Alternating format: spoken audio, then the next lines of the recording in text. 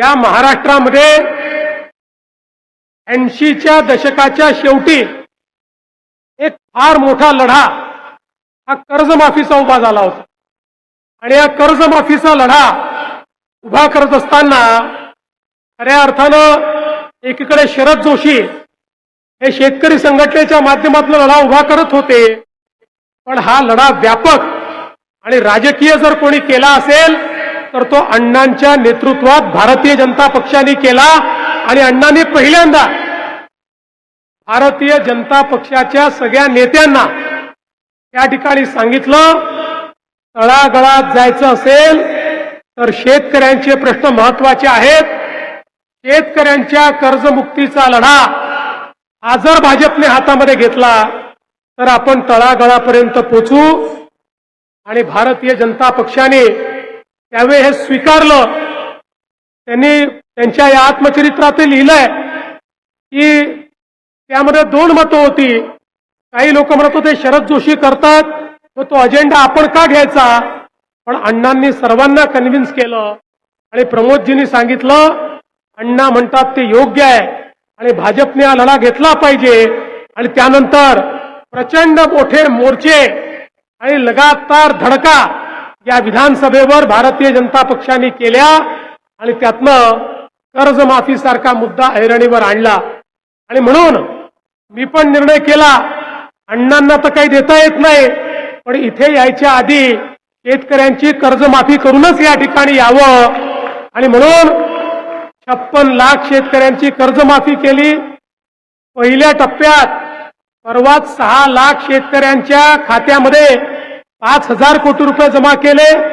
आता हळूहळू करत पुढच्या महिन्यात 2 महिन्यामध्ये सगळ्या शेतकऱ्यांच्या खात्यामध्ये त्या ठिकाणी पैसे जमा करणार. जे प्रामाणिकपणे त्या ठिकाणी कर्ज भरतायत त्यांच्याही खात्यामध्ये 50,000 रुपये जमा करणार. आणि त्यानंतरच मला असं वाटतं की खऱ्या अर्थानं अण्णांना आपण दुसरा काही या ठिकाणी उपहार तर देऊ शकत नाही, पण जो लढा तुम्ही अण्णा सुरू केला आज त्याच लढ्याप्रमाणे या ठिकाणी आपल्या सरकारनं कर्जमाफीचं काम करून दाखवलेलं आहे. आपल्याला दुसरं मी सांगू इच्छितो, खरं म्हणजे या देशामध्ये छत्रपती शिवरायांनंतर छत्रपती संभाजी महाराजांनंतर खऱ्या अर्थानं मराठी साम्राज्य जे आहे, मराठ्यांचं जे साम्राज्य आहे, हिंदवी स्वराज्य आहे, या हिंदवी स्वराज्याला विस्तारित करण्याचं काम, ते स्थिरावण्याचं काम आणि अखिल हिंदुस्थानामध्ये त्यावेळेस मोगलांनी हिंदूंच्या आराध्य दैवतांना मोडलं होतं.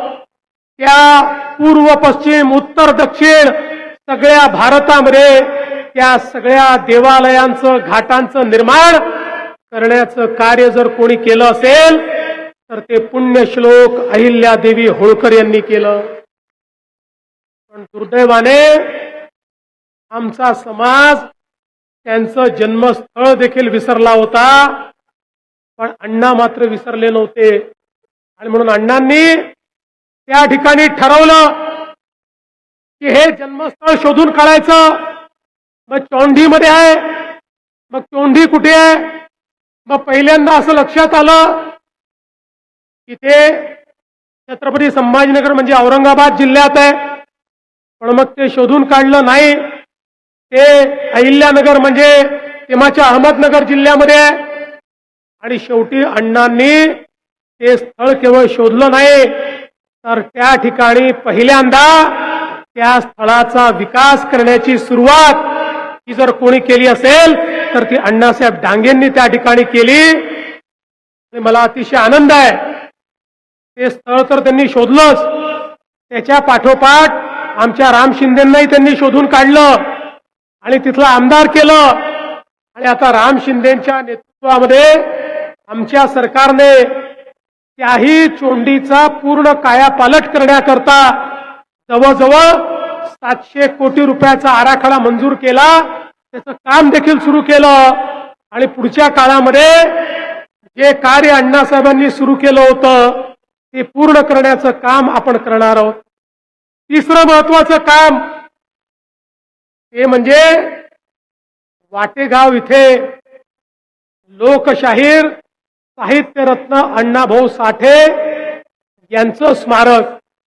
या अण्णाभाऊंनी 27 भाषांमध्ये आणि भारताच्या नाही जगाच्या 27 भाषांमध्ये अण्णाभाऊ साठेंचं साहित्य प्रकाशित झालं. त्यांचं जन्मगाव असलेल्या वाटेगावमध्ये देखील संघर्ष करून अण्णाभाऊ साठेंचं स्मारक हे तयार करण्याचं काम अण्णांनी केलं. आता अण्णा आपल्या सरकारने त्याही स्मारकाकरता ऍडिशनल जागा एक्वायर केली आहे आणि तेही स्मारक भव्य करण्याचं काम हे आपल्या सरकारच्या माध्यमातून चाललंय. आणि त्यांचं घर असलेलं चिरागनगर तिथली सगळी मुंबईची जागा आम्ही एक्वायर केली आणि त्याही ठिकाणी एक अत्यंत मोठं अशा पद्धतीचं त्यांचं स्मारक तयार करण्याचं काम हे आपल्या सरकारच्या माध्यमातून चाललंय. खरं म्हणजे अण्णांनी सामाजिक क्षेत्रात तर काम केलंच, पण शैक्षणिक क्षेत्रात केलेलं कार्य प्रत्येक संस्था ही उत्तम चालली पाहिजे. आज अण्णांनी सुरू केलेल्या आश्रमशाळा महाराष्ट्रातल्या या सर्वोत्तम आश्रमशाळा आहेत. त्यामधली आश्रमशाळा अण्णांनी सुरू केलेली आश्रमशाळा आहे. आश्रमशाळेच्या नावावर केवळ अनुदान लाटायचं आणि खोपट्यामध्ये मुलांना ठेवायचं अशा मानसिकतेचे अण्णा कधीच नव्हते.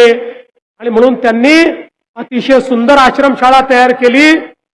आजही या 2 संस्थांचं उद्घाटन आम्ही केलं. आज आष्ट्यामध्ये ज्याला आपण वर्ल्ड क्लास एज्युकेशन म्हणू शकतो अशा प्रकारचं शिक्षण हे अण्णांच्या माध्यमातून या ठिकाणी आपल्याला मिळत आहे. ही खरोखर आनंदाची गोष्ट आहे. एवढंच नाही, सहकाराच्या क्षेत्रात दीनदयाल सूतगिरणी त्यांनी सुरू केली.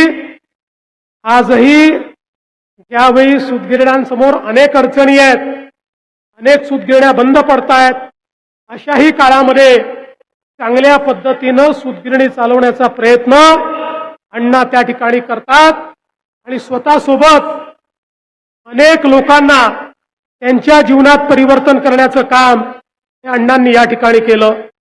आज किमण भाऊ आणि विश्वनाथ भाऊ हे चांगल्या पद्धतीने काम सांभाळत आहेत. किमण भाऊनी आणि मी तर मागच्या काळामध्ये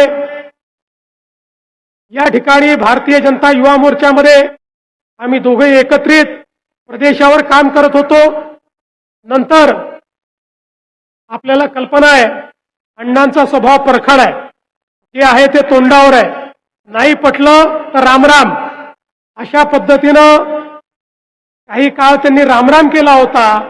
पण त्यांच्या मनात राम कायम असल्यामुळे ते पुन्हा रामाच्या पक्षात परत आले आणि